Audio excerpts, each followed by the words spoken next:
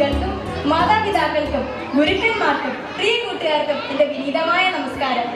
37 വർഷങ്ങൾ പിന്നിട്ട ഈ കലാക്ഷേത്രത്തിന്റെ താമരക്കുളത്തിൽ വിരിഞ്ഞ താമര പൂക്കളുടെ സുഗന്ധവും സൗന്ദര്യവും ഞാൻ ആസ്വദിക്കുകയായിരുന്നു.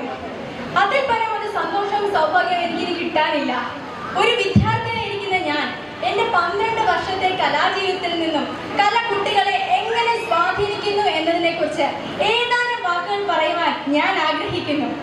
ഒരു കുട്ടി തന്റെ വിദ്യാഭ്യാസ കാലഘട്ടത്തിൽ തന്നെ കലയെ മുന്നോട്ട് കൊണ്ടുപോകുവാൻ ആഗ്രഹിക്കുന്നുവെങ്കിൽ തീർച്ചയായും അവൻ പാരമ്പര്യത്തെയും പൈതൃകത്തെയും മനസ്സിലാക്കാൻ തുടങ്ങിയിരിക്കുന്നത് തന്നെയാണ്.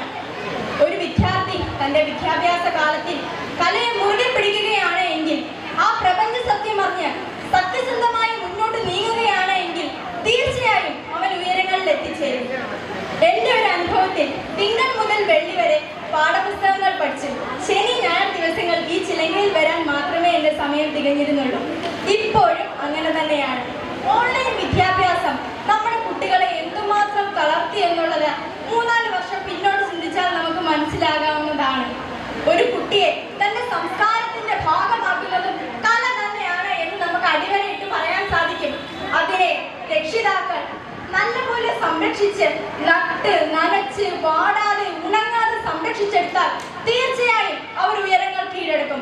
അല്ലാതെ കലയിൽ വെള്ളം ചേർത്ത് അവിടുന്നും ഇവിടുന്നും ബാക്കിയെടുത്ത് ഗൂഗിൾ അമ്മച്ചിയും യൂട്യൂബ് അമ്മച്ചിയും പറയുന്ന കേട്ട് അവിയലാണോ അതല്ല, സാമ്പാറാണോ അതല്ല എന്ന രീതിയിൽ കുട്ടികളിലേക്ക് അടിച്ചേൽപ്പിക്കുകയാണ് അവർ ചെയ്യുന്നത്. ഇത് ശരിയാണോ? അതേസമയം ഒരു ഗുരുനാഥയുടെ കീഴിൽ അവർ ചിട്ടയായി പഠിച്ചു വന്നാൽ തീർച്ചയായും മത്സരങ്ങളിൽ അവർ ഉയർന്ന നിലയിലേക്ക് എത്തും. മത്സരങ്ങളിൽ എ ഗ്രേഡ് നേടിയ ചിലങ്കയിലെ ഒരു വിദ്യാർത്ഥിയാണ് ഞാൻ.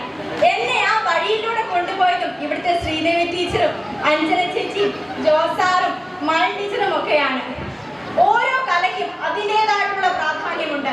ഓരോ കലാകാരന്മാരിലും അവരുടേതായിട്ടുള്ള കഴിവുകളുമുണ്ട്. അവരെ ആ കഴിവിനെ നാം മനസ്സിലാക്കി സ്നേഹിക്കാൻ പഠിക്കുക. പ്രായമായ എന്തോരം കലാകാരന്മാർ നമ്മുടെ സമൂഹത്തിൽ അങ്ങും ഇങ്ങുമായി ഇപ്പോഴും ജീവിക്കുന്നു. അവരെ പറ്റി നാം ഒന്ന് ചിന്തിക്കാറുണ്ടോ? അവരെ സ്നേഹിക്കാറുണ്ടോ?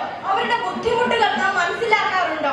വാർദ്ധക്യം അവരെ പിടിപെട്ടതോടുകൂടി വെറും സർക്കാരിന്റെ അഗതി മന്ദിരത്തിൽ ഒരു അന്തേവാസിയായി അവർ കഴിയുന്നു. നമ്മുടെ ചിന്തകളിലും വാക്കിലും ഓർമ്മകളിലും എല്ലാം അവരെ നമുക്ക് സ്മരിക്കാം. ഓരോ വ്യക്തിക്കും അവരുടേതായിട്ടുള്ള കഴിവുകളുണ്ട്. അവരെ മനസ്സിലാക്കണം. കുട്ടികളായ നാം അവരെ സ്നേഹിക്കുകയും ബഹുമാനിക്കുകയും ചെയ്യണം. ഓരോ കലയ്ക്കും അതിൻ്റെതായിട്ടുള്ള പ്രാധാന്യമുണ്ട് എന്ന് നാം പറഞ്ഞുവല്ലോ. നമ്മുടെ വിജയങ്ങൾ നമ്മുടെ ഗുരുനാഥന്റെ വിജയങ്ങളായി കരുതുക. അവരെ ബഹുമാനിക്കുക, സ്നേഹിക്കുക. നല്ല കൃത്യനിഷ്ഠയുള്ള പിള്ളേരായി നാം വളരുക. ചിലങ്കയിലെ കുട്ടികളാവണം എന്നും ഒന്നാമതായി എത്താൻ. എന്റെ വാക്കുകൾ തെറ്റുകൾ വന്നു ചേർന്നേക്കാം. ഇതുവരെ എന്റെ വാക്കുകൾ ഇവിടെ ക്ഷമയോട് കേട്ടിരുന്ന നിങ്ങൾ ഓരോ മാതാപിതാക്കൾക്കും ഓരോ കുഞ്ഞുങ്ങൾക്കും ഗുരുനാഥയ്ക്കും എന്റെ നന്ദി അറിയിക്കുന്നു. ഇത്രയും വലിയൊരു വേദി എനിക്ക് കുറച്ചു നേരം സംസാരിക്കാൻ തന്ന ചിലങ്കയ്ക്കും പിന്നണി പ്രവർത്തകർക്കും എന്റെ നന്ദി അറിയിക്കുന്നു. ഏവർക്കും നല്ലത് വരട്ടെ എന്ന് പ്രാർത്ഥിച്ചുകൊണ്ട് എന്റെ വാക്കുകൾ ഞാനിവിടെ നിർത്തുന്നു. നന്ദി, നമസ്കാരം.